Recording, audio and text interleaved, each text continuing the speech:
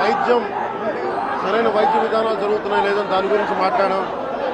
అలాగే నేను ఇక్కడికి ఎందుకు ప్రత్యేకించి ఎందుకు పరామర్శించి రావడానికి ఎందుకు అనుకున్నామంటే ఇది ఒక్కరి మీద జరగల, రాష్ట్ర యంత్రాంగం మీద దాడిగా చూస్తున్నాం. దీన్ని వైసీపీ నాయకులకి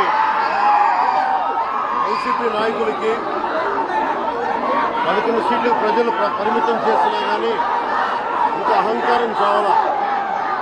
ఈ అహంకారం తగ్గే వరకు మిమ్మల్ని వదలం. మీరు ఇష్టానికి మాట్లాడిన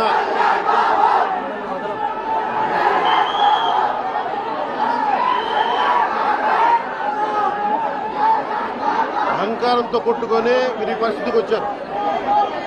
ఇది ఈ వ్యక్తి మీదే కాదు, గత గాలివీడు మండలం సంబంధించి గతంలో కూడా ఏంటా మీరు ఎప్పుడు ఏ స్లోగన్ ఇవ్వాలో మీకు తెలియదు. మరిన్ని ట్రెండింగ్ వీడియోల కోసం న్యూస్ 18 తెలుగు యూట్యూబ్ ఛానల్ ను సబ్స్క్రైబ్ చేసుకోండి.